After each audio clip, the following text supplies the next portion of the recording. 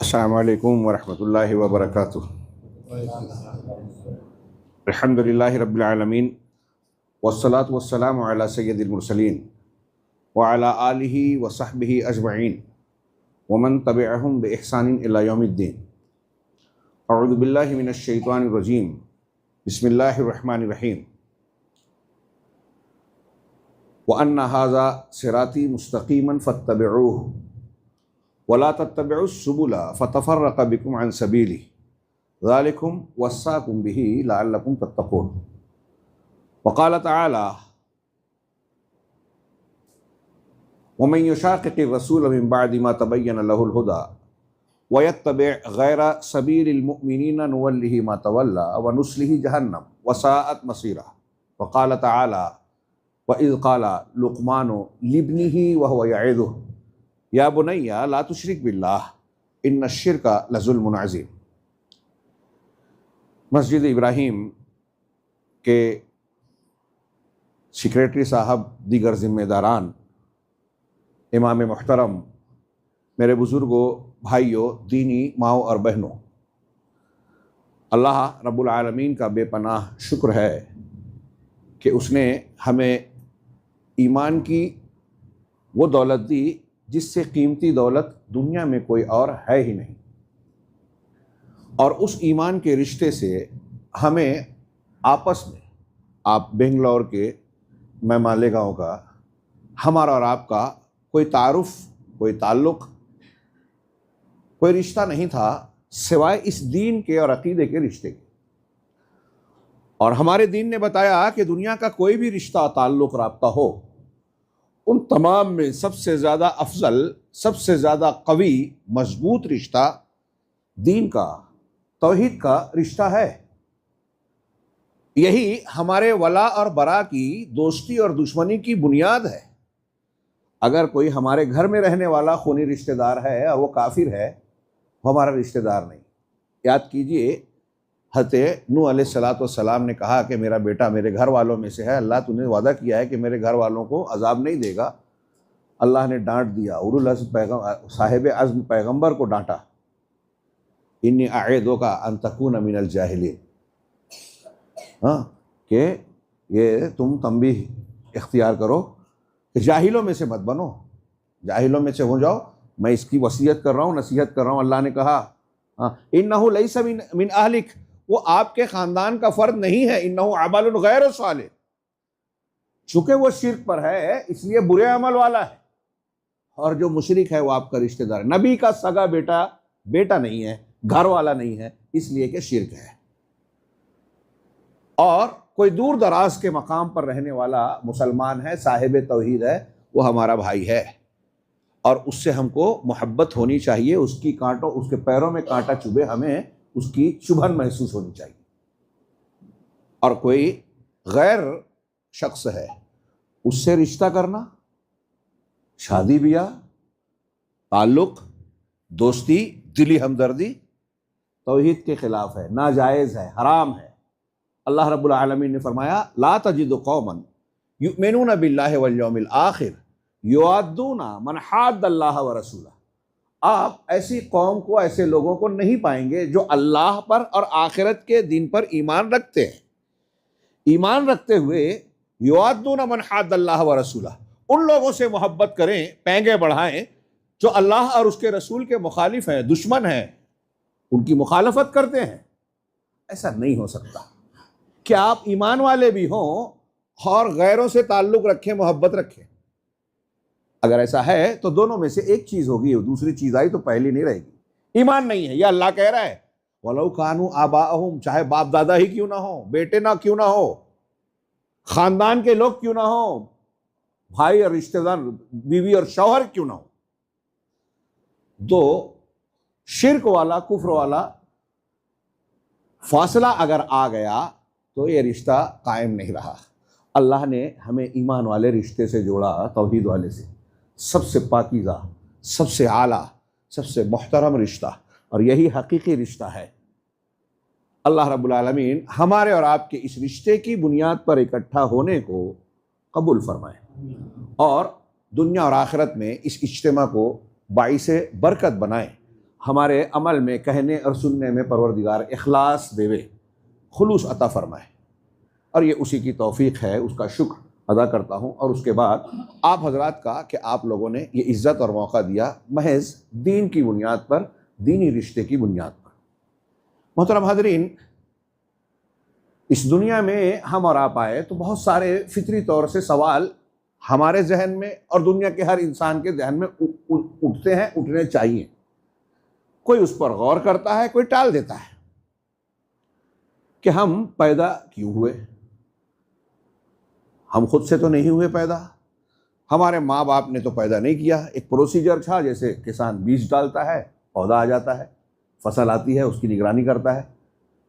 किसान पैदा नहीं करता, तो माँ बाप बच्चे को पैदा नहीं करते। एक प्रोसीजर पर अमल होता है और निज़ाम कुदरत तख्लीक का अमल अंजाम देता है, जो अल्लाह रब्बुल आलमीन अंजाम देता है। ये हमारे रब का ईमान है। तो उसने ये पैदा क्यों किया? पैदा करने का मकसूद क्या है? दुनिया में जिंदगी जीने के बहुत से तरीके हैं, क्या सब तरीके उसको पसंद हैं?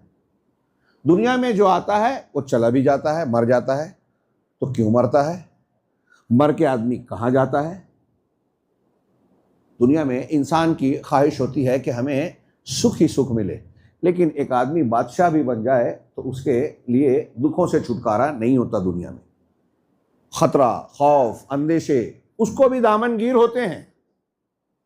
लेकिन हमारे दिल में तो ये ख्वाहिश है कि एक ऐसी जिंदगी हो जहां कोई दुख ना हो, कोई परेशानी ना हो, सुकून ही सुकून हो, आराम ही आराम हो, उकताहट ना हो, और वहां लज्जतें हमेशा कायम रहे।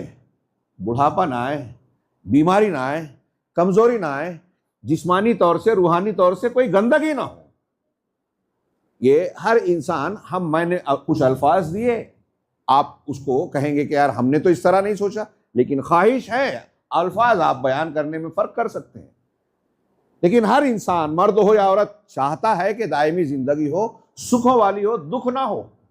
शायर, शुआरा इस तरह के कलमात कहते हैं ना कि हम कहीं ऐसी जगह कर चलें जहां दरो दीवार ना हो, कोई हमसाया ना हो, मतलब कोई प्रॉब्लम ना हो, कोई मसला ना हो।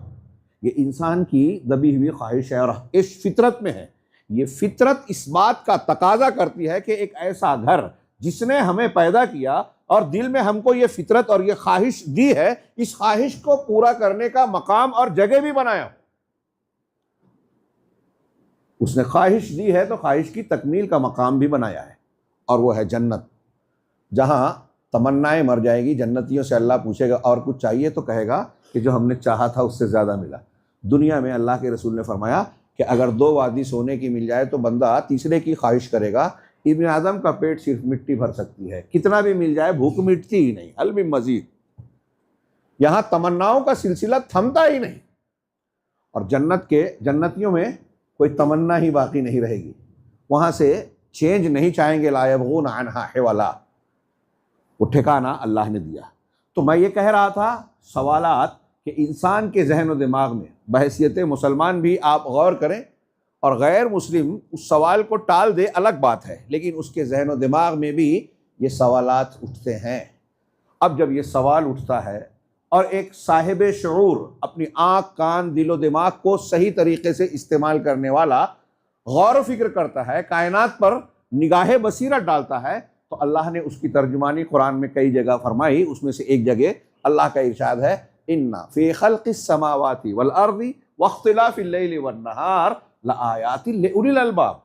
यकीनन आसमानों और ज़मीन की तख्लीक में, इनकी बनावट में, पैदा जो किया है, और फी खल्क़िस समावाति वख्तिलाफ़िल लैलि वन नहार, और रात और दिन की गर्दिश में, रात और दिन एक के बाद एक आ जा रहे हैं, हाँ, इनमें लाआयात, निशानियां हैं। निशानियां हैं किनके लिए? लिउलिल अलबाब, जो अक्ल वाले हैं, शऊर वाले हैं, और अपनी अक्ल शऊर का सही ठीक ठीक इस्तेमाल कर रहे हैं। वरना बहुत से हैं कि ये सवालात आए, इस पर गौर भी नहीं किया, इन चीज़ों को देखा, दिल में सवालात उठे, फितरत कुछ बातों की गवाही दे रही है, लेकिन उसको नज़रअंदाज कर दिया कि अरे क्यों हम इस झमेले में पड़े। हमारे माँ बाप जो मान रहे हैं, समाज और माशरा जिस चीज़ को इख्तियार किया हुआ है, उसमें क्यों हम दूसरा रास्ता इख्तियार करके झंझट मोल ले लेवे। वो सैयदना इब्राहिम अकेले शख्स थे, पूरा समाज मुखालिफ था, बुतों को पूज रहा था, बाप बुत बना रहा था। अल्लाह ने मलकुतुस समावात वल अर्ज़ का मुशाहदा करवाया और देखकर गौर किया, ये चांद, ये सितारे, ये सूरज, ये सब तो किसी के मखलूक हैं, किसी के ताबे फरमान है। ये खालिक मालिक कैसे हो सकते हैं? निकलते हैं, डूब जाते हैं, मतलब कोई इनको चला रहा है। इसमें निशानियां हैं, आसमान और जमीन की तख्लीक में निशानियां हैं कि ये मखलूक है तो इनका कोई ना कोई पैदा करने वाला है। ये हो नहीं सकता कि ये बोतल मैं बोलूं खुद से बन गई, किसी ने इसको बनाया नहीं, तो एक छोटी से छोटी और मोटी से मोटी अकल वाला भी नहीं मानेगा। इस बोतल के बारे में कोई नहीं मानेगा तो ये पेड़ पहाड़ पौधे आसमान जमीन आप हम चरिंद परिंद दुनिया की इतनी चीजें, आदमी आंख खोले, आंख दाएं बाएं ऊपर नीचे कहीं भी देखे, अल्लाह की मखलूक, अल्लाह की रुबूबियत हर जगह नजर आती है। तो क्या ये मुमकिन है कि मरबूब हो रब ना हो, मखलूक हो खालिक ना हो? फिर इसमें हम देखते हैं कि हर जगह हिकमत ही हिकमत है, बारीकियां हैं, नहीं है चीज निकम्मी कोई जमाने में। हमको जिस तरह से बनाया गया, कभी किसी इंसान के दिल में ख्याल आया कि इंसान के मॉडल में कुछ चेंज होता तो ज्यादा अच्छा होता? ये आंख यहाँ है, अगर आंख को थोड़ा किसी और पीछे की तरफ कर देते, इधर कर देते, उधर कर देते। ये मोबाइल कैसे कैसे डिजाइन का बन रहा है। हाँ, ग्राहम बेल ने फोन इजाद किया था, पहली कार और गाड़ी किसने बनाई थी? आज वो फिर से अगर पैदा हो जाए और आज के मॉडल्स देखे तो हैरत ज़दा रह जाएगा। हाँ, हैरत और खुशी के मारे शायद फिर से मौत हो जाए। मैंने जो बनाया था और आज सोच भी नहीं सकती। इंसान जो बनाता है हर दिन हर मरहला बेहतर से बेहतर मॉडल बनता है, लेकिन अल्लाह की इस मखलूक में, कायनात में जो निज़ाम कुदरत में हमको नजर आता है, हाँ, अगर कभी इंसान ने कुछ बदलने की कोशिश भी की तो समझ में आया कि इससे फसाद, बिगाड़, नुकसान हो रहा है।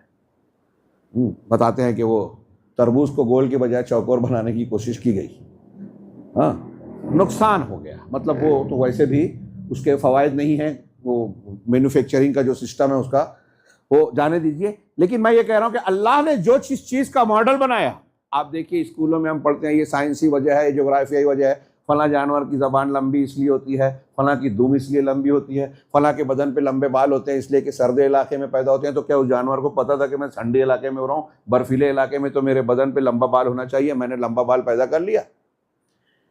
भाई, जोग्राफियाई वजह में हम ये पढ़ते पढ़ाते हैं कि बर्फीले इलाके के जानवरों के बदन पर बाल लंबे होते हैं, लेकिन उस बर्फीले इलाके के जानवर के बाल लंबे बनाए किसने?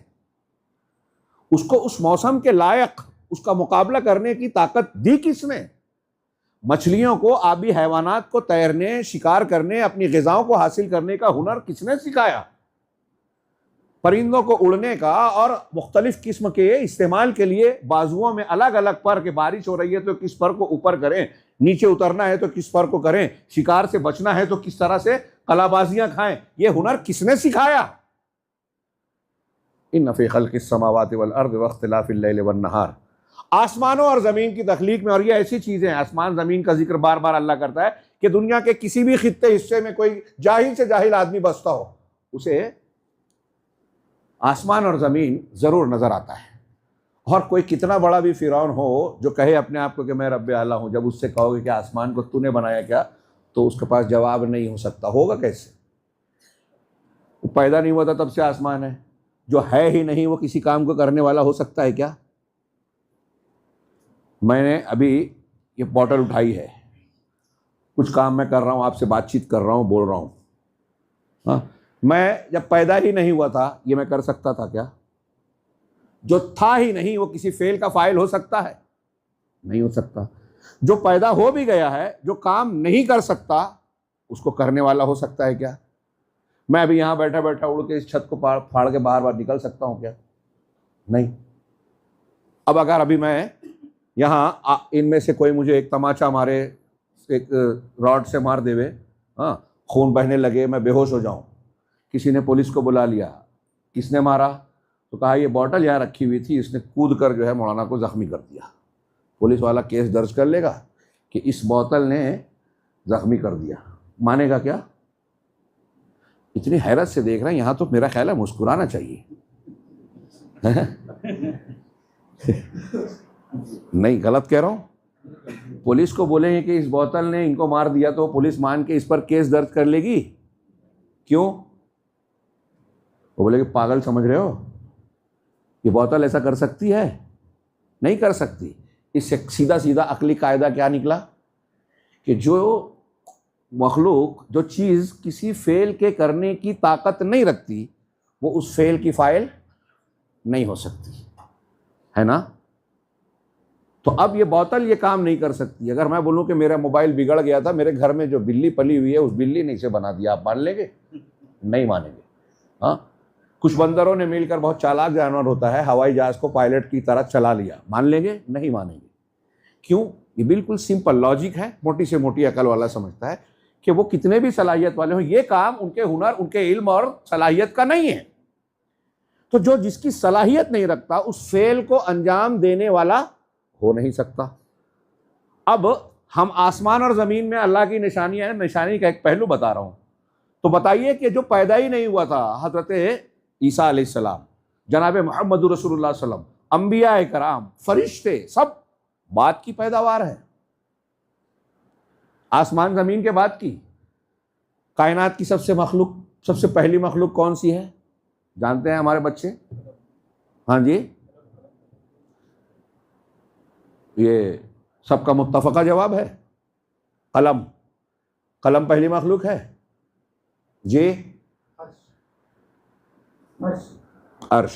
आपने कहा अर्श पहली मखलूक है, कलम से भी पहली। कलम के बाद सबसे पहली मखलूक अर्श है। सॉरी, अर्श के बाद सबसे पहली मखलूक कलम है।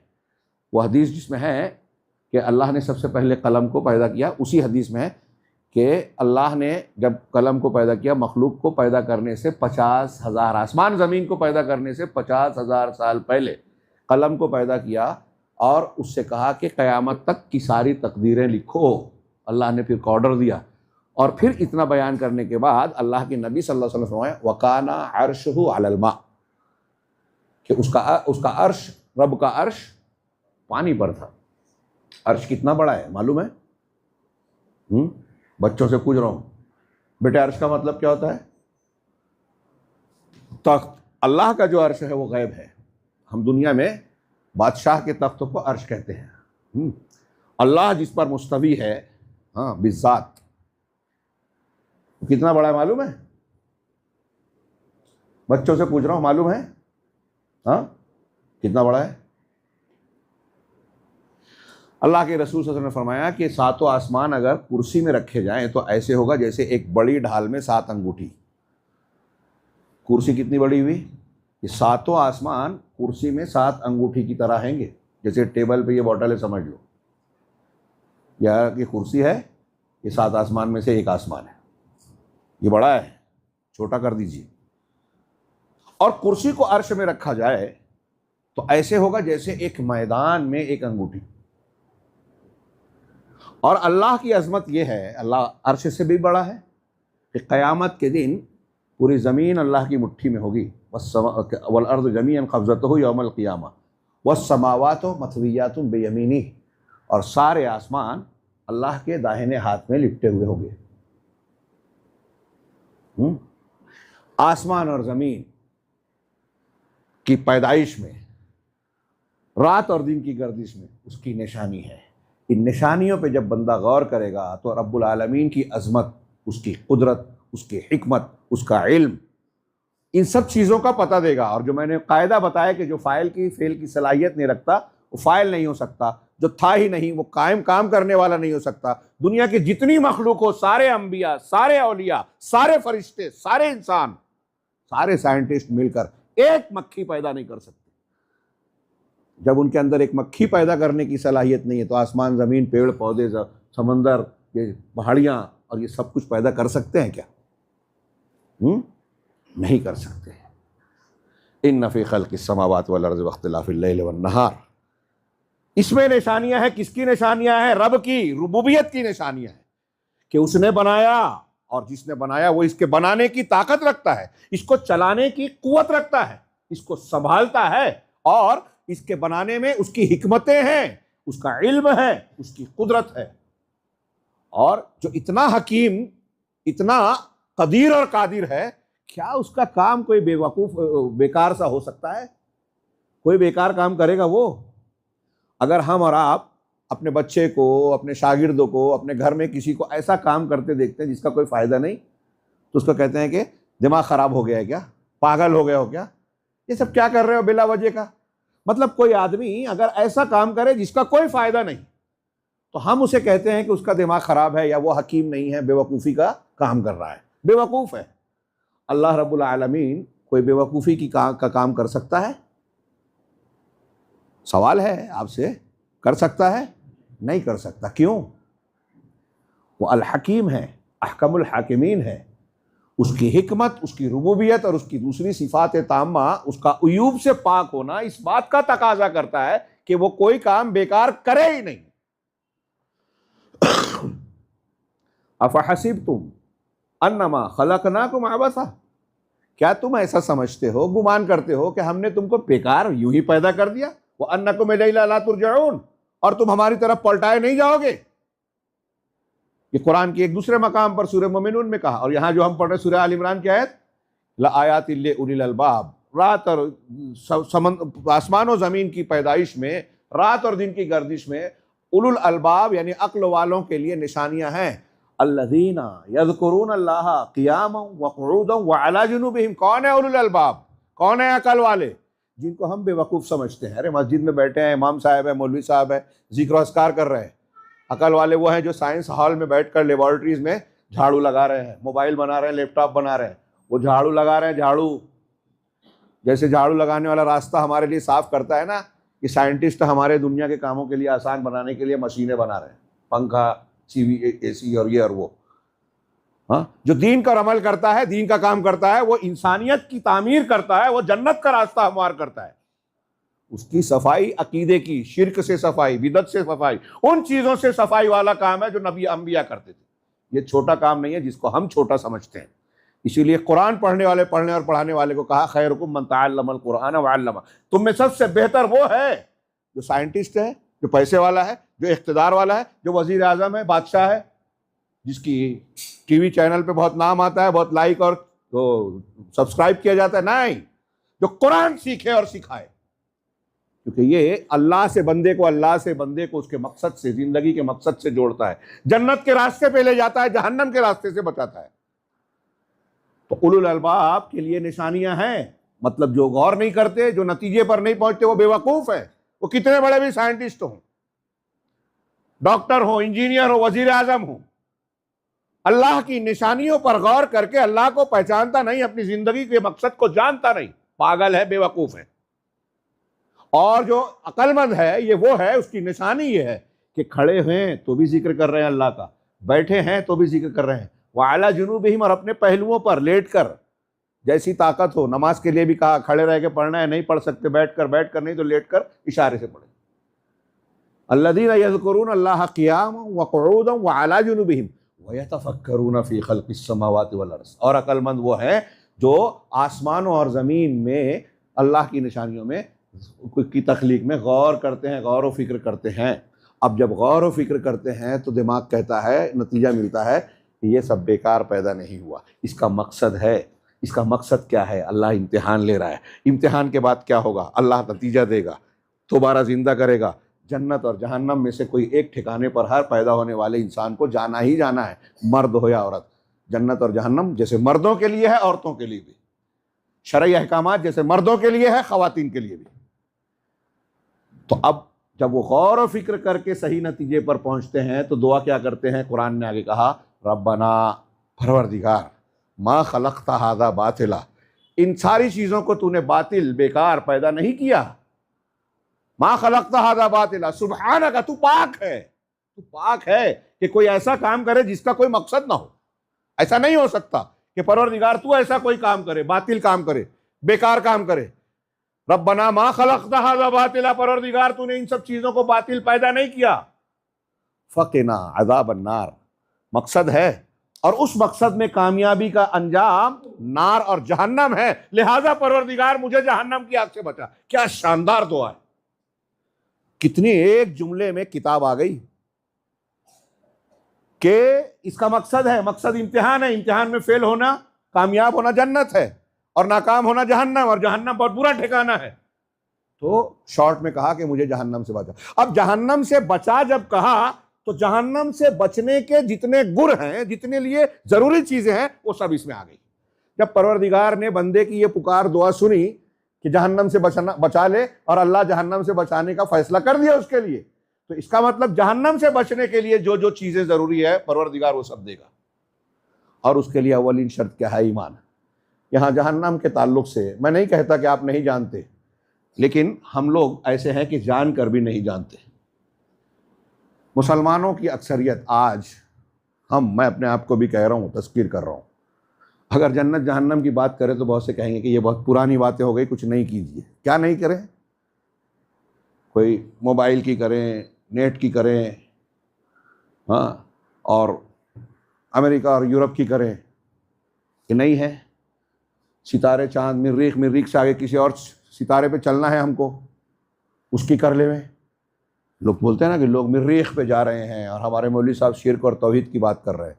चलो शिर्क और तौहीद की बात बंद कर दें, चलेंगे मरीख पे, और मरीख पे जाके क्या करेंगे? पिकनिक? क्या फ़ायदा? आप मरीख पे चले गए, आपका बच्चा कामयाब हो गया, अखबार में तारीख़ में आपका नाम आ गया, तो फ़िरौन भी है, कुरान में जिक्र है उसका, कुरान में अल्लाह के कलाम में फ़िरौन का जिक्र है, अबू लहब का जिक्र है, तो कामयाब है। हमने दुनिया के मकासिद को अपनी ख्वाहिशात के ताबे बना दिया, दुनिया के मकासिद को अपनी नाकिस अक्ल की रोशनी में तय करना शुरू कर दिया। दुनिया का मकसद ये चीज़ें हैं, आर्जी किस्म की शोहरत, जीनत, शहवतों की तकमील के असबाब ये नहीं है। अगर एक बंदा मोमिन गौर करे ना, हम लोग अगर संजीदगी से गौर करें सिर्फ कुरान को अल्लाह के रसूल सल्लल्लाहु अलैहि वसल्लम की तशरीहात के साथ, सिर्फ जन्नत जहन्नम सही ढंग से पढ़ लें, ईमान के साथ, यकीन के साथ, तो यकीन मानिए हमारे अमली और दीनी दुनिया बदल जाएगी। और मैं यही इशारा करना चाहता हूँ कि असल में हम लोग ठीक से मानते ही नहीं। जिस तरीके से सहाबा कराम मानते थे, कुरान मजीद में जहन्नम का तस्करा सुनते थे, हिचकियाँ बांधकर रोने लगते थे। खुतबा जुमा में अल्लाह के रसूल हज़रत अनस कहते हैं कि अल्लाह के रसूल हमने जहन्नम का नक्शा खींचा, बयान किया, सहाबा कराम की ऐसी हिचकियाँ बनी कि मैंने वैसा मंजर देखा ही नहीं, घुटनों में अपना सर देके रोना शुरू कर दिया, मैंने ऐसा मंजर कभी नहीं देखा। अल्लाह के रसूल ने फरमाया कि अगर तुम वो बात जान जाओ जो मैं जानता हूं, तो बहुत कम हंसोगे, रोते ही रहोगे, रोते ही रहोगे। सुनन की एक रवायत में, तो बुखारी मुस्लिम में गालिबन, हाँ यकीनन सुनन की रवायत में है कि तुम रोते ही रहोगे, बहुत कम हंसोगे, अपने बिस्तरों पर अपनी बीवियों से लज्जत हासिल करना छोड़ दोगे, और अपने बिस्तरों से मैदान में निकलोगे, अल्लाह तबारक व तआला से गिड़गिड़ाओगे, रोते ही रहोगे। अगर वो बात जो मैं जानता हूं तुम जान लो, इसका मतलब हम वो नहीं जान रहे हैं। अल्लाह के रसूल ने कहा कि अगर ऐसा नहीं होता कि तुम अपने मुर्दों को दफन करना छोड़ दो डर के मारे, तो मैं अल्लाह से दुआ करता अय्युस्मिअकुम मिन अज़ाबिल क़ब्र मा अस्माउ। सही मुस्लिम की एक लंबी रिवायत का एक टुकड़ा है कि तुमको अज़ाब कब्र की वो चीख पुकार और आवाज अल्लाह सुना दे जो मैं सुनता हूं। सुन लोगे तो मुर्दों को दफन करना छोड़ दोगे, ऐसी दहशत तारी होगी। जब बंदा गौर करने के बाद इस नतीजे पे पहुंचता है कि ठिकाना जन्नत या जहन्नम है, तो उसके लिए सबसे अहम चीज, एक इंसान, एक मोमिन बंदा अगर दुनिया और आखिरत की बातों पर हकीकी मानों में ईमान ले आए, जो कुरान और हदीस की तालीम है, तो हमारे और आपके लिए सबसे बड़ा, सबसे अहम मसला ये हो जाएगा कि किसी भी तरीके से हम जहन्नम से बच जाए। दुनिया मिले, फला और ये बन जाए, वो हो जाए, ये सब सानवी और हीच हो जाएगी। दुनिया तबाह हो जाए, परवाह नहीं, ये तो वैसे भी छोड़ के जाना है। सहाबा को देखिए, बेवकूफ़ नहीं थे। हाँ, कहानियाँ लगती हैं जब हम पढ़ते हैं। 7 लाख दिरहम शाम में रात में आ रहा है, पूरा लंबा वाक़या है, मैं वाक़या बयान नहीं करूँगा, बहुत जगह बयान किया। और सुबह में दूसरे दिन जो बांटना शुरू किया तो चंद घंटों में सब बांट दिया। रात में नींद नहीं आ रही है, बीवी ने पूछा क्या वजह है, कहा इतनी बड़ी दौलत है, अल्लाह पूछेगा तो क्या जवाब दूंगा। कहा क्यों टेंशन ले रहा है, सुबह में अपने जो कमजोर किस्म के, गरीब मिस्कीन किस्म के फुकरा और मुहाजिरीन बांट देना।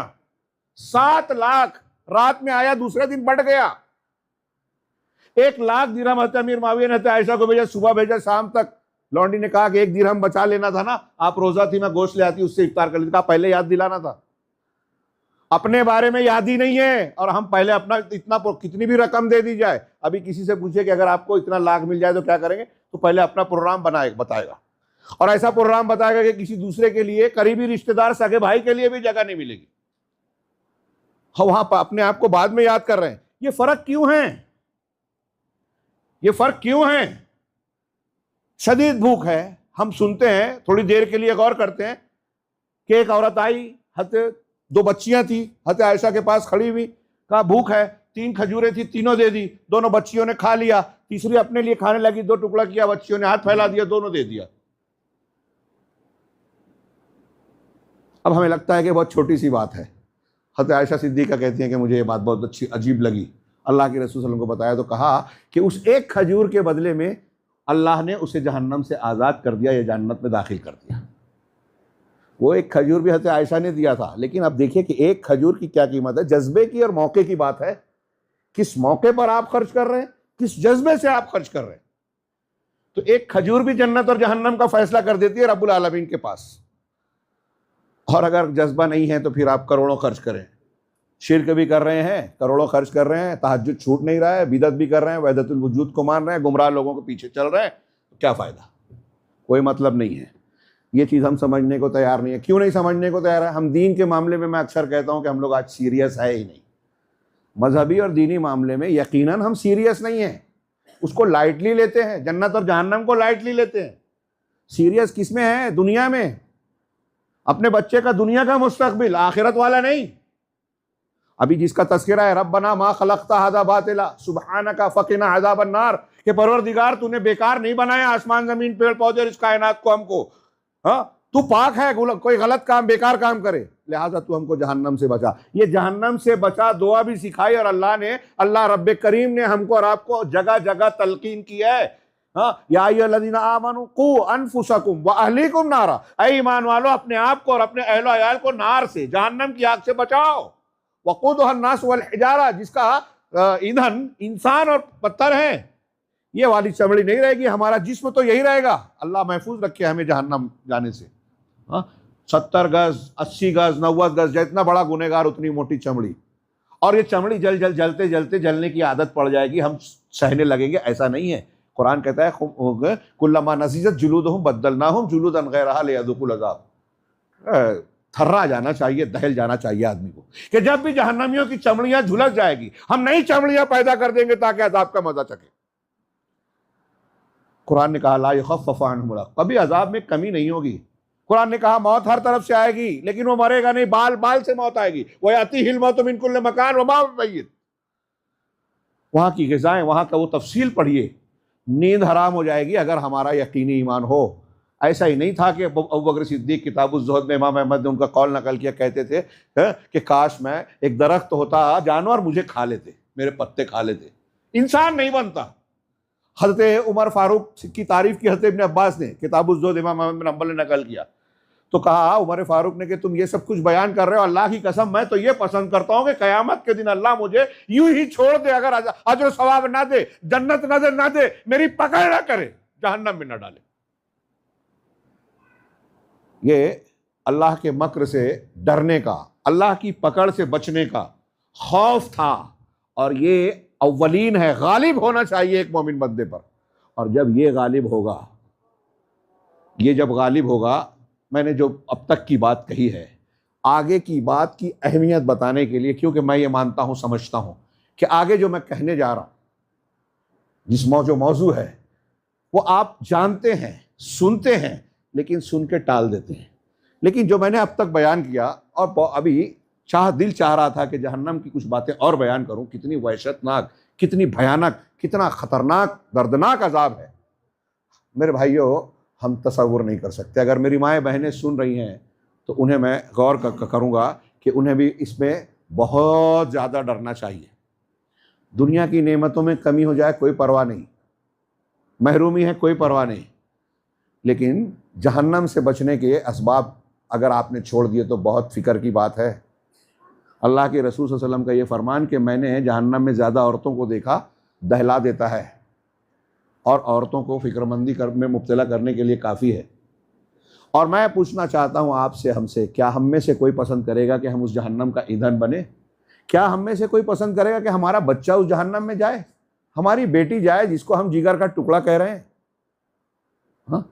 अब अगर हम चाहते नहीं है कि ऐसा हो, उस जहन्नम का ईंधन बने, हमारे बच्चे बने, तो मेरा सवाल यह है कि क्या हम सीरियस हैं इस सवाल के जवाब में जो हम कह रहे हैं कि नहीं चाहते? तो नहीं चाहने की क्या हमने तदबीर की? अपने बच्चों को दीन सिखाया, अपने बच्चों को दीन की अहमियत और गैरत बताई, अपने बच्चों को जन्नत के रास्ते पर चलने का गुर सिखाया, इंतजाम किया। जिस तरह मेडिकल की डिग्री हासिल करने के लिए लाखों डोनेशन दे देते हैं, अच्छे से अच्छे स्कूल में पढ़ाने के लिए बहुत बड़ी बड़ी फीस देने के लिए तैयार है। हमारे बच्चे को कोई पड़ोसी का आदमी हाथ ना लगाए, उसके लिए हम लड़ने को तैयार है। क्या इतनी फिक्र कभी हमने ये सोचकर की कि हमारा बच्चा जहन्नम में ना जाए? अगर इसने इस तरह की हरकत की तो जहन्नम में जा सकता है, इसको बचाना चाहिए। अब अगर आपके यहां भी खबरें होंगी, हमारे यहां भी है कि आज गैर मुस्लिमों से रिश्ता, हमारी बच्चियां गैर मुस्लिम से कॉलेज में इधर उधर रिश्ता कर रही हैं, मुर्तद बन रही हैं, और ये करेले पे नीम चढ़ा और उस नीम पे और कोई कड़वी चीज चढ़ा दे।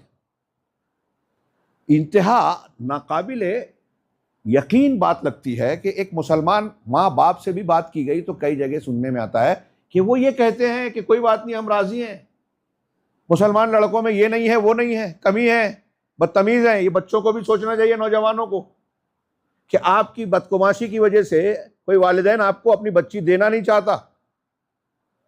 हाँ?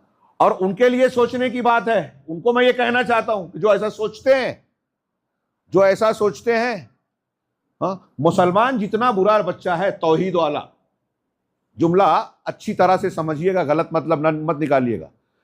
कितना बुरा एक तौहीद वाला है, कोई बुराई है अखलाकी तौर से, अमली तौर से, कुछ भी है, मुसलमान है, अगर उससे लाख या करोड़ गुना ज्यादा बुराइयां आ जाए, गुनाह कर बैठे, लेकिन तौहीद है, तो उस काफिर से जो वजीर आजम है, उस काफिर से जो बादशाह है, उस काफिर से जो महीने के 1 करोड़ 10 करोड़ कमाता है, उस काफिर से जो इस घर से उस घर में हवाई जहाज से जाता है, उससे करोड़ दर्जा बेहतर है। बस करोड़ तो कहना भी नहीं चाहिए, उसका और इसका कोई मुकाबला ही नहीं है। आपने ईमान की कीमत को जाना ही नहीं। हमारे असलाफ जानते थे। हज़रत सईद बिन मुसय्यब का वाक़या भी आज मैंने बच्चियों में जिक्र किया, आप भी सुन चुके होंगे, उलमा ने बयान किया होगा। खलीफा वक्त सईद बिन मुसय्यब रहमहुल्लाह सैयदुत ताबईन में से कहलाते हैं, ताबईन के सरदार। बहुत सारे सहाबा के साथ हज़रत उमर फारूक रज़ी अल्लाह तआला अन्हु और दूसरे लोगों के मातहती में रहे, उनकी रफ़ाकत मिली, सोबत मिली। तो हज़रत सईद बिन मुसय्यब को वो खलीफा वक्त ने अपने बेटे के लिए और इनकी बेटी के लिए रिश्ता भेजा, ठुकरा दिया।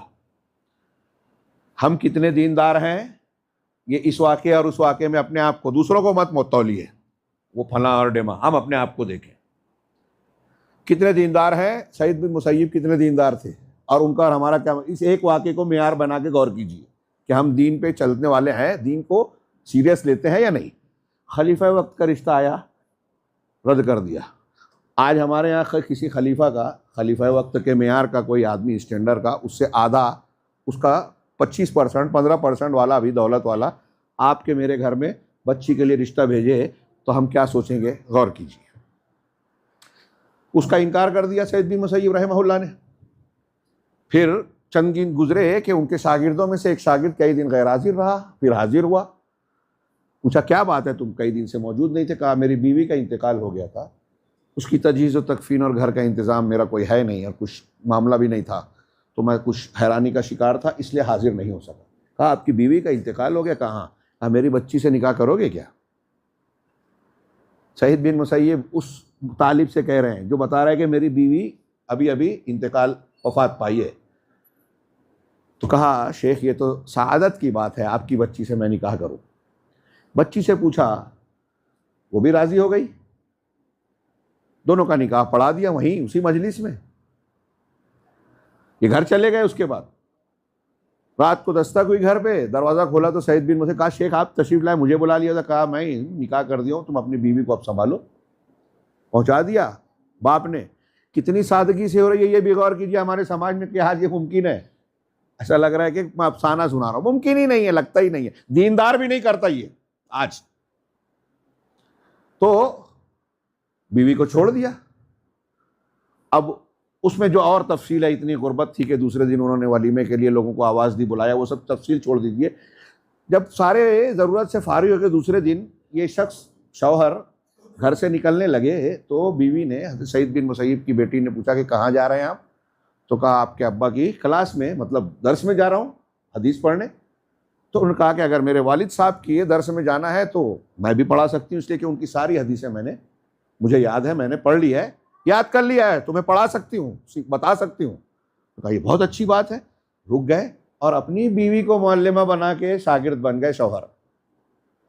और उनका बयान है कि मैंने अपनी ज़िंदगी में इतनी हसीन व जमील बच्ची, इतनी इल्म वाली बच्ची, इतनी सलीके वाली, अखलाक और फरमा बरदारी वाली बच्ची देखी जितनी सईद बिन मुसैयब की बच्ची थी, जो मेरी ज़ौजियत में आई। इतनी काबिल बच्ची जिसको वक्त के खलीफा ने इंतखाब किया अपने बेटे के रिश्ते के लिए, उसको सईद बिन मुसैयब ने एक गरीब मफलूकुल हाल शागिर्द को दिया। क्यों? वो सीरियस थे दीन के मामले में। उनको पता था खलीफा वक्त के यहाँ चकाचौंध तो है, महल है, शहवात के पूरा करने के सारे असबाब मौजूद हैं, दौलत है, नौकर चाकर होंगे, असबाब होंगे, चमक दमक होगी, लज्जतें होगी, लेकिन इस लज्जत से इंसान गफलत में पड़ जाता है और जन्नत जहन्नम को, आखिरत को भूल जाता है। और आदमी बज़ाहिर खुशकी की जिंदगी अगर गुजार रहा है तो इसमें अल्लाह याद आता है, अल्लाह की नेमतें याद आती है, अल्लाह की तरफ रुजू करता है बंदा। ऐसी गुर्बत जो अल्लाह से जोड़े उस अमीरी से बेहतर है जो अल्लाह से काटे गाफिल बनाए। ऐसी बीमारी अच्छी है जिसमें बंदा तौबा करे, इस्तिग़फ़ार करे, गुनाहों को याद करे, अल्लाह के सामने गिड़गिड़ाए। ये बीमार होना अच्छा है उस सेहत से जिसमें बंदा गुरूर और तकब्बुर में मुब्तला हो जाए, अल्लाह को भूल जाए, अल्लाह और रसूल की बातों को ठुकराए। मेरे भाइयों, ये बात जो मैं अर्ज करना चाहता हूं कि आज हमारा समाज और माशरा किस कदर, मैं किस पहलू को पेश करूं अपने हालात हाजरा का जिक्र करते हुए, कि बड़े हों, बूढ़े मर्द हों, ख़वातीन हों, नौजवान हों, बच्चियां हों, कहाँ जा रहे हैं, कहाँ जा रहे हैं? कोई एक शोबा, अकीदा हो, इबादात हो, हलाल हराम हो, अखलाकियात हो, बाहमी ताल्लुकात हो, अल्लाह के हुकूक और बंदों के हुकूक के मामलात हो, किस पहलू से बात करें? वक्त का इस्तेमाल, वक्त का ज़ाय करना, फहाशी, बेहयाई, ज़िना, बदकारी, हाँ, ये मोबाइल और नए नए चलन जो यूरोप और अमेरिका ने हमारे नौजवानों को टारगेट करने के लिए इजाद किया है, चलाया है, हमारे घरों में और बेडरूम में और जेब में आ चुकी है वो गंदी गंदी चीज़ें जो पहले अखलाक और शहवात को बिगाड़ती हैं, फिर उसके बाद शुबहात में मुब्तला करती हैं। हकीकत यह है कि अभी इस पर अगर तफसीली गुफ्तगू करें तो हम पर ऐसी ऐसी जगह से शयातीनुल इंस वल जिन का हमला हो रहा है जहां से हमको गुमान भी नहीं। अब हमारी इस दीन से दूरी के असबाब क्या हैं? वक्त कितना है? 7:45। दीन से दूरी के असबाब, मुझे 15-20 मिनट है, मैं इसमें एक लंबा चौड़ा मजमून समेटना चाहता हूँ। एक यानी पहलू यह है कि हमारे समाज और समाज में बतौर ख़ास नौजवान, उसमें लड़के लड़कियां दोनों हैं, उनके बिगाड़, खराबियों के असबाब और उसका इलाज।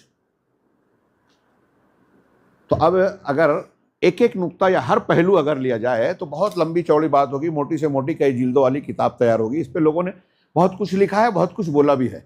मैं कुछ बुनियादी किस्म की 2-4 बातें पेश करूंगा और उन बुनियादी बातों में बहुत सारे ज़ैली असबाब शामिल हैं। जैसे मिसाल के तौर पे सबसे पहला एक मामला कहूँ कि इस्लामी तरबियत का फ़ुक़दान या उसकी क़िल्लत, सही इस्लामी तरबियत का ना होना। अब मैं जब तरबियत का लफ्ज़ इस्तेमाल कर रहा हूँ तो कुरान व हदीस के अक़ीदे की, आमाल की तालीमात, इबादात के तौर तरीक़े, हलाल हराम, अच्छे अखलाक और बुरे अखलाक की तालीम, सब उसमें आ गई।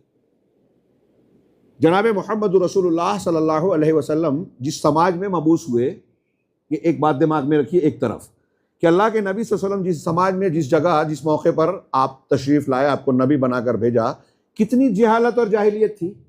हम और आप बार बार सुनते हैं ना कि कोई बुराई ऐसी नहीं थी अकीदे और अमल की जो उनमें मौजूद ना हो। अल्लाह के नबी सल्लल्लाहु अलैहि वसल्लम ने एक नमूना और अमल पेश किया कि 23 साला दौरे नबूवत में जिन लोगों पर उस समाज में आपने मेहनत की, तो सिर्फ 23 साला जिंदगी में क्या तब्दीली आ गई? हाँ, जमीन आसमान बन गई। ये सिर्फ मुसलमान नहीं कहते, बहुत सारे गैर मुस्लिम भी कहते हैं कि दुनिया इंसानियत में मोहम्मद सल्लल्लाहु अलैहि वसल्लम ने जिस तरीके से समाज की इस्लाह का नमूना पेश किया है, पूरी इंसानी तारीख में आदम से लेकर आज तक नहीं मिलता। कि सिर्फ 23 साला मुद्दते नबूवत में इंसानियत का धारा बदल दिया, जहालत से इल्म की तरफ, शिर्क और कुफ्र से तौहीद और ईमान की तरफ, जुल्म और जाति से अदल और इंसाफ की तरफ, तकलीद और अंधी मुखालफत की बुनियाद के बजाय तहकीक की तरफ, तहकीक की शाहराह की तरफ। आज दुनिया जो ग्लोबल विलेज बना हुआ है, ये चांद मरीख पर जाने की बातें लोग कर रहे हैं ताना देते हुए। वो लिख लें कि मोहम्मद सल्लल्लाहु अलैहि वसल्लम की तालीमात तौहीद की साफ सुथरी तालीमात का ही ये नतीजा है। अगर अल्लाह के रसूल सल्लल्लाहु अलैहि वसल्लम की ये तालीमात ना होती तो दुनिया इस तरह तरक्की करती ही नहीं। और 800 साल तक मुसलमानों ने दुनियाई इल्म पर हुक्मरानी की है, सरदारी की है। यूरोप और अमेरिका के लोग, यूरोप के लोग मुसलमानों से सीखने पढ़ने आते थे। 800 साल तक जो भी दुनिया में इजाद हुआ वो मुसलमान साइंटिस्टों ने इजाद किया। उसमें बहुत सारे ऐसे भी थे जो गुमराह थे, फलासफा थे। लेकिन आज जैसे यूरोप और अमेरिका को लोग समझते हैं टेक्नोलॉजी में, उस तरह 800 साल तक मुसलमान थे। क्यों थे? इसलिए कि उन्होंने दीन का सही और सच्चा सबक पढ़ा था, सीरियस थे अपनी जिंदगी के मामलात और मकसद में। चुनांचे मैं अर्ज करना चाहता हूं कि सही इस्लामी तरबियत, ये एक टॉपिक में 20 चीज आ सकती है कि तरबियत के, सही तरबियत के ना होने में क्या क्या पहलू हैं। कुछ दाखिली हैं, कुछ खारिजी हैं। हमारे यहाँ, आपके हमारे घर में माँ और बहन, माँ और बाप अपने बच्चों को सही तालीम तरबियत नहीं देती। उसकी एक बड़ी वजह है कि खुद सही तालीम तरबियत से महरूम है, खुद ही अकीदा नहीं जानती, तौहीद को नहीं पता, तो वो बच्चों को क्या सिखाएंगी? हमारे घर की एक बच्ची एक गैर मुस्लिम से शादी कर रही है, एक कबर परस्त से शादी कर रही है। तो जब उसने कबर परस्त से एक मुशरिक से शादी करना कबूल किया है, इसका मतलब उसकी नज़र में तौहीद की कोई अहमियत है ही नहीं, उसको जहन्नम की कोई परवाह है ही नहीं। कि वो खुद भी जाए, चली जाए जहन्नम में, परवाह नहीं। उसके पैदा होने वाले बच्चे भी बाप के मजहब को कबूल करके जहन्नम का ईंधन बने, कोई परवाह नहीं। मैंने जो लंबी तमहीद बयान की शुरू में कि सबसे ज़्यादा ख़तरनाक और फिक्रमंदी की चीज़ एक इंसान के लिए, मुसलमान मर्द और औरत के लिए होनी चाहिए तो जहन्नम से बचना। और जो गैर मुस्लिम से, कोई मुशरिक से शादी ब्याह कर रहा है, ये बिल्कुल खुला ऐलान है उसका कि उसको जहन्नम की कोई परवाह नहीं है। जहन्नम में जाए, दुनिया में उसको चाहिए लज्जत, दुनिया में उसको चाहिए नाम, तरक्की, पैसा, जो आखिर में ख़त्म हो जाना है। सल्तनतें, रजवाड़े और नवाबियाँ उजड़ गई, इसका क्या भरोसा? हाँ, तो सबसे पहले इस्लामी तरबियत में यह है कि हम तरबियत करते हुए क्या सीखें और सिखाएं। मैंने अल्लाह के नबी सल्लल्लाहु अलैहि वसल्लम की मिसाल दी, तो मैं ये अर्ज़ करना चाहता हूँ कि आपसे सवाल है, मैं अक्सर पूछता हूँ ये, कि बताइए क्या दुनिया में कोई दानिश्वर, कोई मुस्लिह, कोई रिफॉर्मर, कोई बड़ी से बड़ी शख्सियत अल्लाह के रसूल सल्लल्लाहु अलैहि वसल्लम से ज़्यादा अच्छा तरबियत का तरीक़ा, नुस्खा, नमूना पेश कर सकता है क्या? सवाल है, नहीं। ये फ़ौरन हमने जवाब दिया और ये हमारे ईमान की बुनियाद पर यही जवाब होना भी चाहिए, बगैर किसी ताख़ीर के, कि अल्लाह के रसूल सल्लल्लाहु अलैहि वसल्लम जिस मकसद के लिए अल्लाह ने मबूस किया, उससे बेहतर कोई और हो ही नहीं सकता। ये अल्लाह का इंतखाब है, अल्लाह का की नवाजिश थी रसूलुल्लाह सल्लल्लाहु अलैहि वसल्लम पर।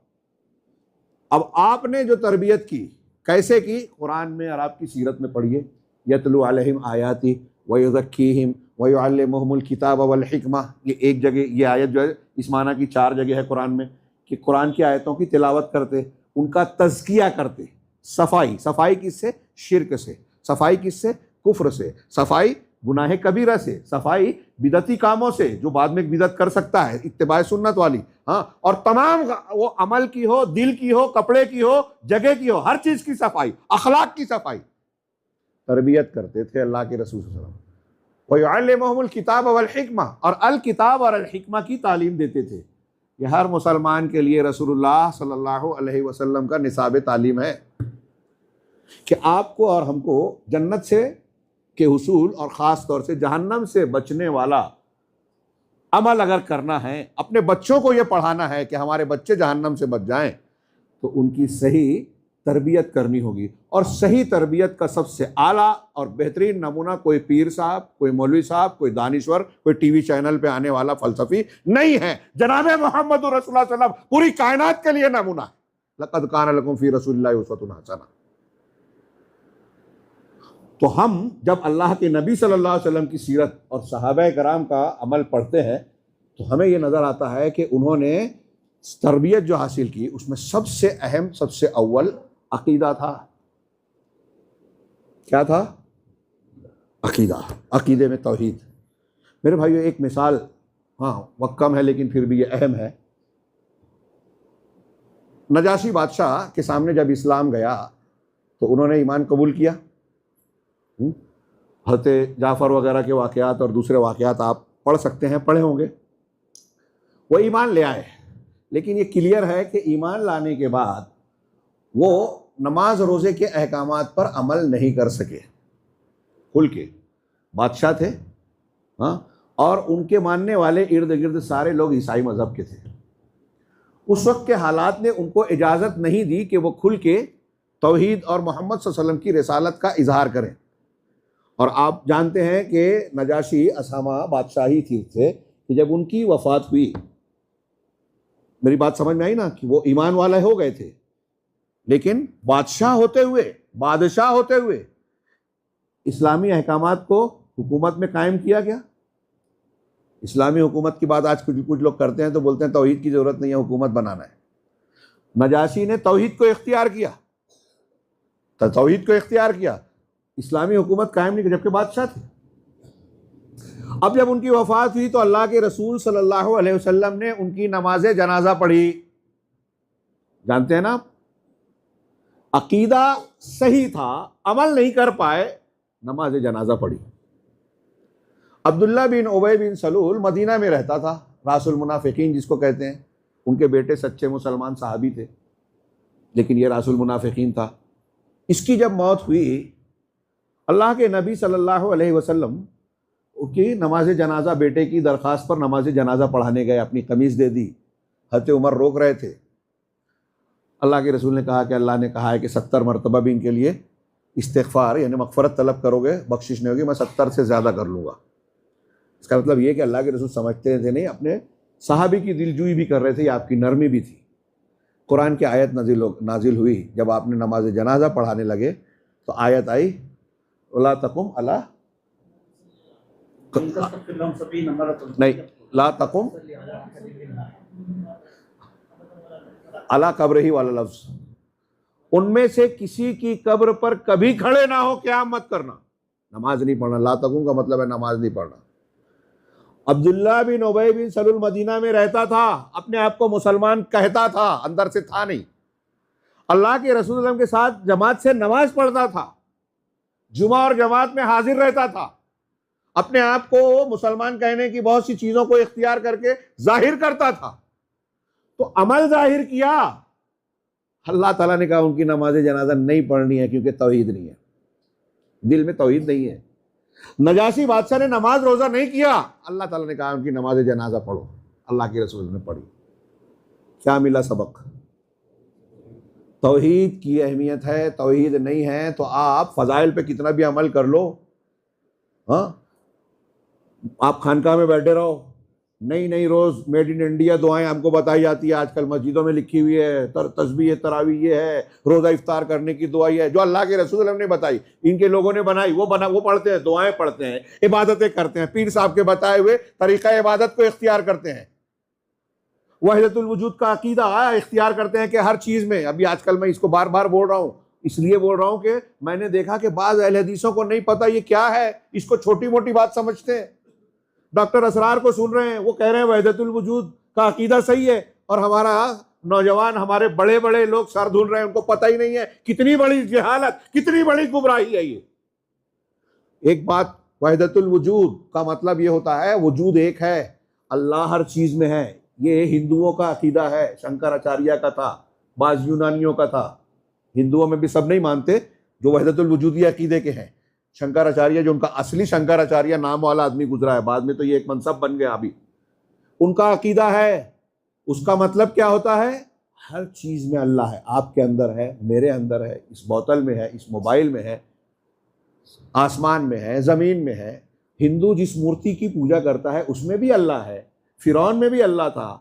हाँ, मूसा अलैहिस्सलाम ने बेला वजह, ये सूफी कहते हैं, फिरौन से झगड़ा किया, अरे उसके अंदर अल्लाह था इसलिए सबसे बड़ा था, तो कहा मैं रब्बे आला हूं। एक आदमी मूर्ति की पूजा करता है तो अल्लाह की पूजा करते हैं इसलिए कि उस मूर्ति में भी अल्लाह है। सूफिया कहते हैं कुत्ते और बिल्ली में भी अल्लाह है।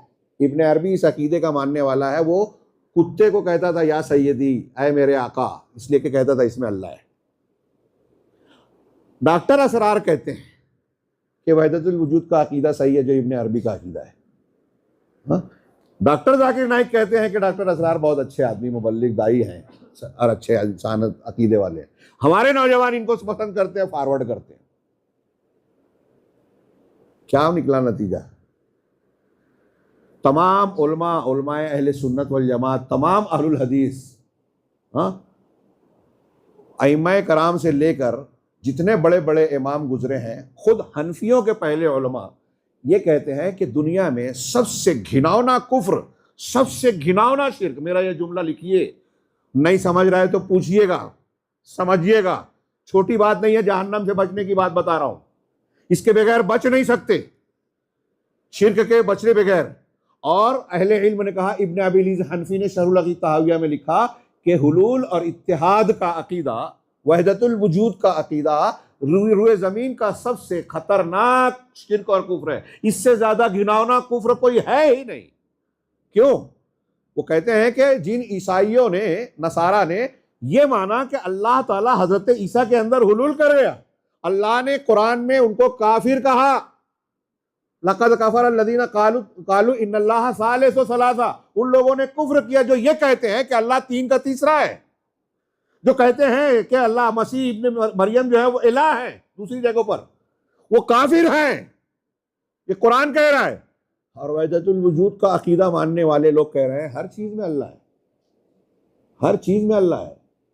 मैंने अभी कई जगह जिक्र किया था, नांदेड़ में देवबंद के मुफ्ती साहब आए थे, एक लड़के ने सवाल किया कि हमारे यहाँ के मुफ्ती से सवाल किए कि क्या मूर्ति में भी है, तो पहले उन्होंने कुछ बुरा भला लगा, फिर उस बच्चे को बोला, कहा कि हमारे मुफ्ती साहब कैसा ही कहते हैं कि जिन मूर्तियों की पूजा पाठ हो रही है उसमें भी अल्लाह है।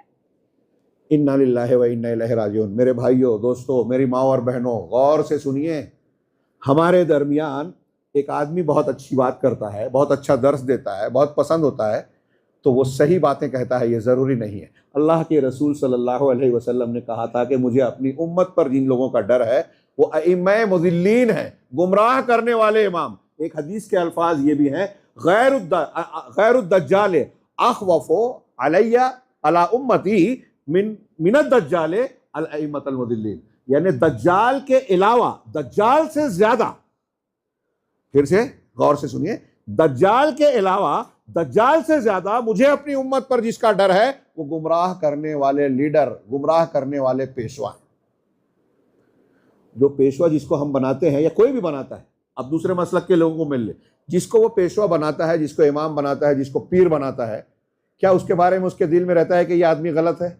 अरे जब उसको अच्छा समझ रहा है, उसकी कुछ अच्छाइयां देख रहा है, तभी तो उसके पीछे चल रहा है ना। और ऐसे ही चलने वालों से मसलक बने ना। अल्लाह के रसूल कुछ बोलते हैं, कह रहे मौलाना तो सबको गुमराह कह रहे हैं। मैं नहीं कह रहा हूं, अल्लाह के रसूल ने कहा ना कि 73 फिरके होंगे, 72 जहन्नम में जाएंगे। अब वो हमेशा के लिए कुछ जाएं, कुछ आर्जी तौर से जाएं, लेकिन वो जहन्नम के रास्ते पे है 72, और एक जन्नत के रास्ते पे है। मेरा आपसे सवाल है कि क्या आप जब ये हदीस सुनते हैं तो क्या आपको शक लगता है कि ये बात गलत है? गलत मानेंगे आप सही मानेंगे, इसका मतलब कह रहे हैं कि नहीं, गलत नहीं मानेंगे। रसूल का फरमान गलत मान सकता है कोई मुसलमान? तो रसूल ने बात सही कही, माना आपने। अब अल्लाह के रसूल की बात जब ये सही है कि 72 जहन्नम के रास्ते पर है, तो क्या आप और हम में से कोई चाहेगा कि मैं, मेरा बेटा, मेरा भाई, मेरे बीवी बच्चे उन 72 में से रहें जो जहन्नम के रास्ते पे चल रहे हैं? चाहेंगे क्या? नहीं चाहेंगे। तो फिर हमको सीखना जानना पड़ेगा कि नहीं पड़ेगा?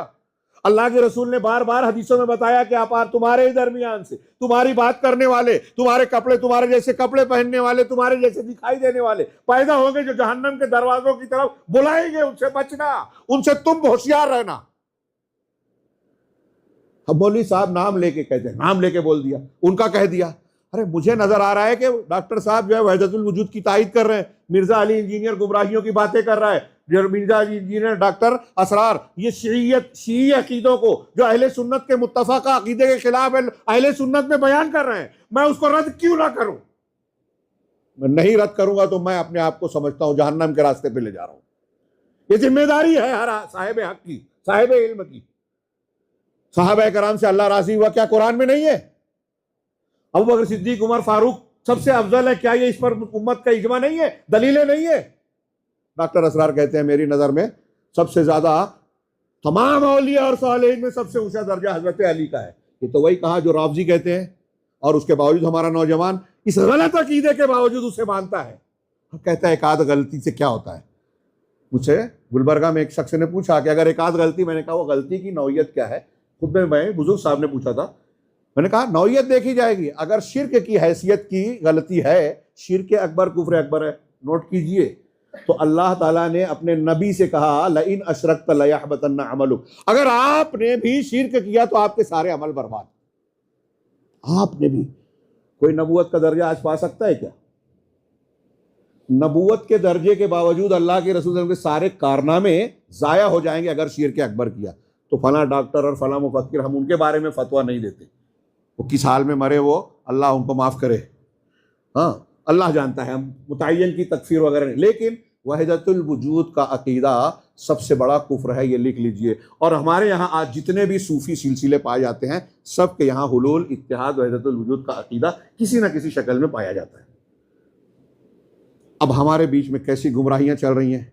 मैं ये जो बात बयान कर रहा हूँ, मेरी बातें सुनने के बावजूद बहुत से मुसलमान उल्टा कमेंट करते हैं, अरे ये तो ऐसे हैं, ये तो वैसे हैं। अभी एक कमेंट आया कि ये मदखली हैं, हाँ, और फलाने हैं। क्या मदखली का मतलब? मैंने तो, वो मुझे समझा दे जो मुझे मदखली कह रहे हैं।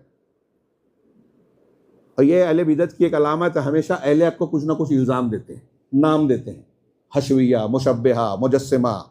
ये अहले सुन्नत को अलग अलग दौर में कहा, कुछ गैर मुक़ल्लिद कहते हैं, कुछ वहाबी कहते हैं, अभी ये नए नाम शुरू हुए हैं, दक्तुर रबी और फला, इनको हमने सादो नादिर पढ़ा है, बहुत कम पढ़ा है। और जब हम अइम्मा कराम की तकलीद नहीं करते तो इनकी क्या करेंगे? अगर हमारा और आपका कोई मामला मुआफिक हो गया तो हम उनके पीछे चलने वाले हो गए? ये आपका रद्द है, दलीलों से बात कीजिए।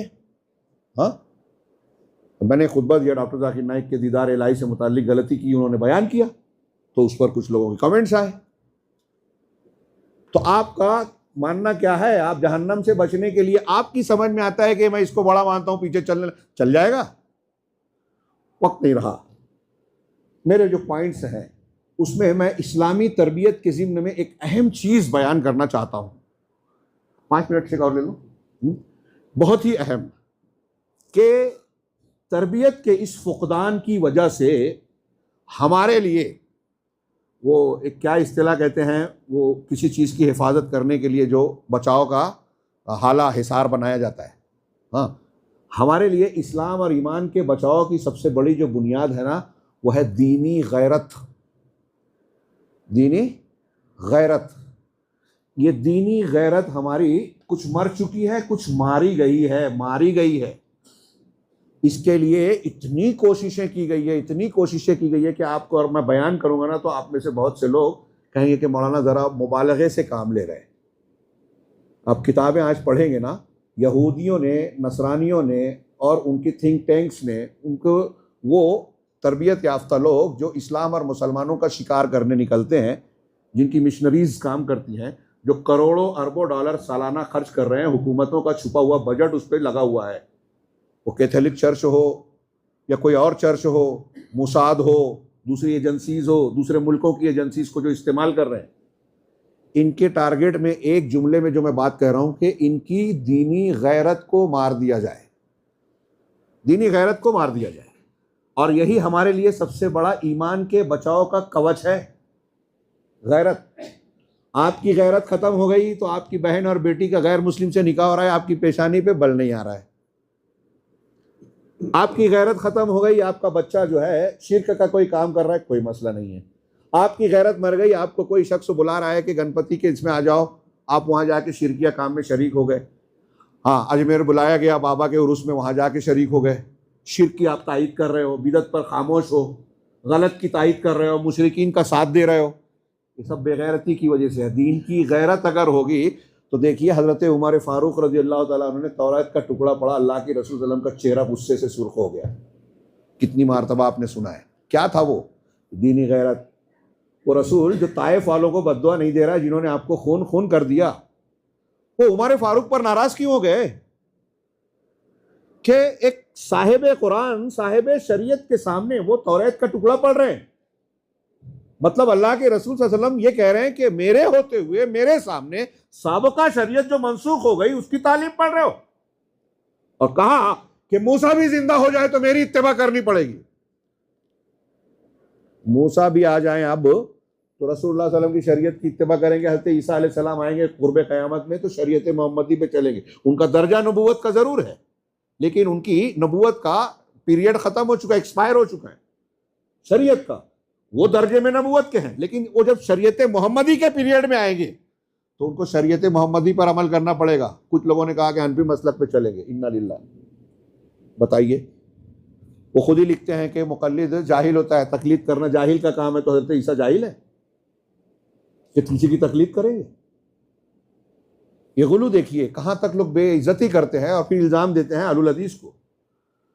तो अल्लाह के नबी सल्लल्लाहु अलैहि वसल्लम फरमा रहे हैं कि अगर मूसा और ईसा भी जिंदा हो जाएं मेरी इत्तिबा करेंगे। और आप फला और फला की बात को मान रहे हैं। शरीयत के मसदर पर कोई हर्फ आता है, बिदत होती है, शिर्क होता है। सहाबा कराम शिर्क को देखते थे। जादूगर को देखा, एक सहाबी ने गर्दन उड़ा दी, अपने आप को जिंदा करके बता इतना बड़ा जादूगर है तो।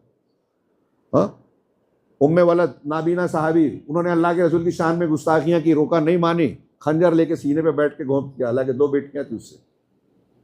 ये दीनी गैरत थी। कुछ कलाम है लेकिन लंबा वाक़या। उम्मे हबीबा कई साल के बाद जब अबू सुफियान उनके घर पहुंचे, बाप, रिवायत में थोड़ा सा कलाम है लेकिन मैं पेश कर सकता हूँ। घर में दाखिल होने लगे, सालों बाद एक औरत अपने बाप को देख रही है, बेटी, कैसा जज्बा होगा। खैर खैरियत पूछने से पहले लपक कर अल्लाह के रसूल का बिस्तर लपेटा। कहा ये बिस्तर को मेरे लायक नहीं समझ रही हो या मुझे बिस्तर के लायक नहीं समझ रही हो? तो कहा ये अल्लाह के रसूल सल्लल्लाहु अलैहि वसल्लम का बिस्तर है, आप नबी हैं और आप मुशरिक हैं। नबी सल्लल्लाहु अलैहि वसल्लम नबी हैं, पैगंबर हैं, और आप मेरे अब्बा हैं लेकिन मुशरिक हैं, शिर्क नजासत है। मैं नहीं चाहती कि अल्लाह के रसूल सल्लल्लाहु अलैहि वसल्लम के बिस्तर पर आप बैठे। गैरत। हमारी ख़वातीन, हज़रत तलहा, अबू तलहा, हज़रत अनस के वालिद, पहले काफिर थे। हज़रत उम्मे सुलैम, हज़रत अनस की वालिदा, मोमिना थी। मदीना में उनको पैगाम दिया शादी करने का। तो उम्मे सुलैम रज़ी अल्लाह ताला अन्हा का जवाब था, सुनन नसई वगैरह में रिवायत है कि ए अबू तलहा, आप खुद ठीक ठाक आदमी हैं, अच्छे आदमी हैं, आप जैसे आदमी के रिश्ते को ठुकराया नहीं जा सकता। आप जैसे आदमी के रिश्ते को ठुकराया था, लेकिन मसला यह है कि तुम एक काफिर आदमी हो, मुशरिक हो, शिर्क करते हो, और मैं ईमान वाली हूँ। हमारी माएँ बहनें सुने उम्मे सुलैम का क्या जवाब था। हम बच्चे थे ना तो यह ऐसी कोई ख़बर सुनते नहीं थे। अगर कोई वाक़या हो जाए तो यह हैरत अंगेज़ था कि कोई गैर मुस्लिम माहौल में पली बड़ी मुसलमान औरत हो सकती है जो किसी गैर से शादी करे। कोई मुसलमान ये लड़की कर ही नहीं सकती थी, ऐसा तसव्वुर था। तो हज़रत उम्मे सुलैम ने कहा कि मैं मोमिन हूँ, ईमान वाली, और तुम काफिर हो। तुम ऐसे आदमी हो जिसके रिश्ते को टाला नहीं जा सकता। मतलब आज के हिसाब से गौर कीजिए कि वो खानदानी थे, अच्छे ठीक ठाक थे, खुशहाल थे, और वही कह रही है उम्मे सुलैम। लेकिन हज़रत उम्मे सुलैम ने कहा कि तुम काफिर हो, तुमसे मेरा निकाह करना जायज़ नहीं है, हराम है। और सोचो अबू तलहा कि जिस बुत की तुम परस्तिश करते हो, इबादत करते हो, वो तुम बढ़ई को बोलते हो, वो खुद तराशता खराशता है। उसके अंदर क्या ताकत है? वो सुनता है, कोई फायदा पहुंचा सकता है, तुम्हारे काम आ सकता है, फिर तुम उसकी पूजा कैसे कर सकते हो? अगर तुम इस्लाम कबूल कर लो अबू तलहा तो मैं तुमसे महर नहीं लूंगी, तुम्हारा मुसलमान होना ही मेरा महर होगा, मैं तुमसे निकाह कर लूंगी। अबू तलहा वहाँ से निकले, सोचने लगे, कहा उम्मे सुलैम की बात में तो दम है, हमारी माएँ ऐसी थी, हाँ, अपनी दीनी गैरत को नहीं बेचती थी, दूसरों को दावत देती थी हिदायत की। अबू तलहा की समझ में आ गई बात, वापस लौटे, उम्मे सुलैम से कहा कि तुम्हारी बात समझ में आ गई, मुझे कलमा पढ़ाओ। कलमा पढ़ा, मुसलमान हुए, निकाह पढ़ाया, और यही मुसलमान होना हज़रत उम्मे सुलैम ने कहा महर था। ताऊस जो एक ताबई हैं, इसके रावी हैं, वो कहते हैं कि मैंने औरतों में हज़रत उम्मे सुलैम से अच्छा महर किसी औरत का नहीं देखा। कितना बेहतरीन महर है, शौहर मुसलमान हो रहा है, ये महर है। तो ये गैरत थी इस्लामी कि गैर इस्लामी चीज़ हमको काबिल कबूल नहीं है। ऐसी कोई चीज़ हमें कबूल नहीं है जो हमारे दीन और अकीदे पर हर्फ डालने वाली हो। यह है दीनी गैरत। और इस दीनी गैरत को मजरूह करने के लिए मोबाइल में प्रोग्राम आते हैं, टीवी चैनल में, फिल्मों में, हमारे बच्चों को निसाब तालीम में जहर दिया जा रहा है कि धीरे धीरे धीरे धीरे शिर्क की, कुफ्र की, बुतों की मजम्मत, क़बाहत उनके जहन दिमाग में कम हो। ऐसे बहुत सारे ज़राए से, हाँ, हमारे स्पोर्ट्स के प्लेयर्स के ज़रिए से, हाँ, यकजहती की बातों के ज़रिए से, सियासत के ज़रिए से, इक़्तिसादियात के ज़रिए से ये मैसेज दिया जाता है। और इसके नतीजे में एक मुसलमान सोचता है क्या इससे क्या होता है, अरे ठीक है, वो इसको मान लिया, उसको मान लिया, वहाँ झुक गए, हाँ, फलां शिरकिया प्रोग्राम में चले गए, तो इससे क्या फ़र्क पड़ता है। हमारे एक राज्यसभा में एक ने कहा कि भारत माता की जय, मैंने बोल दिया, क्या फ़र्क पड़ता है, दीनी गैरत मर गई है, ये फ़र्क पड़ता है। आप शिरकिया कलाम बोल के अल्लाह की अल्लाह अकबर एक तरफ बोलते हो, दूसरी तरफ दूसरे की जय बोलते हो, तो मतलब उसको अल्लाह के बराबर कर रहे हो। तो दीनी गैरत को मारने के लिए बहुत सारे रास्तों से रास्ते इख्तियार किए गए और मुसलमानों को जो है जहालत में मुब्तला किया गया। इसमें ये इस्लामी तरबियत और दीनी गैरत के मारने की बुनियाद में हम ये कह सकते हैं कि कुरान और सुन्नत की तालीम से दूर किया गया, तौहीद की तालीम से दूर किया गया। तौहीद और अक़ीदे की तालीम आज हमारे यहाँ बहुत किल्लत से पाई जाती है। हमारे अहले हदीस भाइयों से मैं कहूँगा कि आप और हम आज के माशरे में ये लिख लीजिए कि आप बहुत ज़्यादा अक़ीदा जानते वानते नहीं हैं। अपनी मस्जिद में मौलवी साहब का एहतमाम कीजिए, हाँ, डॉक्टरी इंजीनियरिंग पढ़े ना पढ़े, अपने बच्चों को इसमें बिठाइए कि इनको अक़ीदा तौहीद पढ़ाओ। इसके बगैर ना दुनिया में सुकून मिलेगा, चैन मिलेगा, ना आखिरत में निजात मिलेगी। सारी दुनिया और आखिरत की खूबियाँ तौहीद की बुनियाद पर। क्या बुनैया ला तुश्रिक बिल्लाह जो अभी पढ़ा गया था, मैं वहाँ पहुँच नहीं पाया, वक्त ज़्यादा बहुत हो रहा है। हाँ, तो इस मुसलमानों के या नौजवानों के बिगाड़ की वजह एक तरबियत का फुकदान है। अब इस तरबियत के फुकदान में अक़ीदे का ना सीखना, अल्लाह की मारिफत का ना होना, इसकी अहमियत को ना जानना, जिसकी अहमियत को कोई बंदा अगर जान ले तो जान लुटा देगा, लेकिन अक़ीदा नहीं छोड़ेगा, शिर्क नहीं करेगा। और आज हम थोड़ी थोड़ी कीमत पे अपना ईमान बेच रहे हैं। ये इस्लामी गैरत को मौत दे दी गई और तरबियत का फुकदान है, और हर रास्ते से खारजी तौर पर हमारे ऊपर हमला हो रहा है। और इसकी एक वजह, एक पहलू कि कुरान हदीस से जहालत, कुरान को छोड़ देना, कुरान को सिर्फ पढ़ना नहीं, तिलावत नहीं, उसको समझना, उसके अहकामात को जानना। दरस कुरान, दरस हदीस की और इस किस्म के जो दीनी मजलिसें होती हैं, हम और आप इसको घटिया, हकीर, गैर ज़रूरी समझते हैं। ये हमको दीन सिखाने वाली मजलिसें हैं, कुरान से जोड़ने वाली मजलिसें हैं। और बिगाड़ के एक असबाब में से, नौजवानों के, नई नस्ल के असबाब में से बिगाड़ के एक बहुत बड़ा सबब यह है कि इल्म दीन से, कुरान व हदीस से, इल्म दीन के जानने वाले यानी कुरान व हदीस के उलमा से, और इल्म दीन के सीखने सिखाने के मरकज़ यानी मस्जिद से, इन तीनों जगहों से, तीन अलग अलग सबब है, तीनों पर एक एक तकरीर हो सकती है। उलमाए रब्बानीयीन से आप दूर हो गए, मतलब आप इल्म से दूर हो गए। और ये क़यामत की निशानी है कि असागिर से इल्म लिया जाएगा। जो आलिम नहीं है आप उससे इल्म ले रहे हो, उससे अकीदा सीख रहे हो। वो डॉक्टर फला और ये वहदतुल वजूद बता रहे हैं और आप मान रहे हो, और उलमा बता रहे हैं तो आप सुनने को तैयार नहीं है। अल्लाह के रसूल ने फरमाया ये क़यामत के करीब होगा कि लोग इल्म को असागिर से, छोटे लोगों से सीखेंगे। असागिर की कई तशरीह की शारहीन ने, उसमें एक तशरीह ये की कि जो इल्म वाला है ही नहीं, आलिम है ही नहीं, आप उससे इल्म सीख रहे हो। तो बिगाड़ के असबाब में से एक बड़ा सबब यह है। और मुसलमानों को निशाना बनाने के लिए आखिरी एक बात, हालांकि बहुत से नुक्ते हैं, जहालत, बुजुर्गों की, बड़ों की शख्सियत परस्ती, तकलीद करना, अंधी तकलीद करना, गैरत का मर जाना, वक्त का ज़ाया करना, वगैरह वगैरह। इसमें मैं एक चीज़ ये बयान करूँगा, ख़ास तौर से अपनी माँ बहनों से कहूँगा कि गैर मुस्लिमों की तरफ से करोड़ों डॉलर खर्च करके प्रोग्राम बनाए जाते हैं ये जो हमारे यहाँ कार्टून बनते हैं ना, बच्चे कार्टून देखते हैं, उसमें भी उनका टारगेट है कार्टून में कि इन कार्टूनों के ज़रिए से अपनी तहजीब व सकाफ़त बताई जाए, मुसलमान बच्चों को दुनियादार बनाया जाए, ख़वातीन को बताया जाता है, दिखाया जाता है। और सबसे ज़्यादा एतराज़ जो इस्लाम और मुसलमानों पे जो एतराज़ पूरी दुनिया में किया जाता है मुनज़्ज़म तरीके से, उनके गुर्गे हैं, तरबियत याफ्ता लोग हैं, तो सबसे ज़्यादा एतराज़ मुसलमानों के घरेलू मसाइल, ख़ानदानी निज़ाम, इस्लाम का ख़ानदानी निज़ाम और औरतों से मुताल्लिक जो बातें और कुछ पाबंदियाँ हैं उसको टारगेट करते हैं कि इन पर पर्दे का बोझ है, एक से ज़्यादा शादी की इजाज़त है, तलाक अजीब मजाक है, वगैरह वगैरह। इसमें से कुछ चीज़ें तो झूठ है, कुछ चीज़ें ऐसी हैं जिनको गलत नक्शे में पेश किया जा सकता है। अगर मौका होता तो मैं ये बयान करता और आप उलमा से सुनिएगा, खुद पढ़िएगा, गौर कीजिएगा और माँ बहनों को ये बताइएगा कि अल्लाह ताला की शरीयत हकीम है। अल्लाह रब्बुल आलमीन किसी पर जुल्म नहीं करता, उसने हर हकदार को अपनी शरीयत में हक दिया है। और इस्लाम ने औरतों को जो इज़्ज़त, जो मकाम, जो दर्जा, जो हुकूक दिए हैं, दुनिया में किसी और मज़हब ने ना दिया है ना दे सकता है। हम जब पढ़ते हैं कि पहले औरतों को बेचा खरीदा जाता था, बच्चियों को जिंदा दरगोर किया जाता था, उनको सामान की तरह इस्तेमाल किया जाता था, हाँ, तरके की तरह बांटा जाता था, और क्या क्या होता था, सती होती थी औरतें हिंदुस्तान में। और समझते हैं कि आज हुकूक निस्वा पे बहुत काम है, जो थोड़ी सी खैर आई है वो इस्लाम की वजह से आई है। लेकिन आज वो दुनिया जो इस्लाम के निज़ाम ख़वातीन पर, हुकूक ख़वातीन, इस्लामी औरत पर इतराज़ करते हैं, उनके यहाँ देखिए औरतों को बेचा जा रहा है, ख़रीदा जा रहा है, इस्तेमाल किया जा रहा है। फिल्मों में वो एक जो है सामान के तौर पर इस्तेमाल होती है, हाँ, नंगा करके उनको रैंप पर चलाया जाता है, बोली लगाई जाती है, जब तक उसके हुस्न में, जमाल में कशिश है उसको कीमत लगाई जाती है। साल 2 साल के बाद कहते हैं कि इनको हटाओ, दूसरे को लाओ।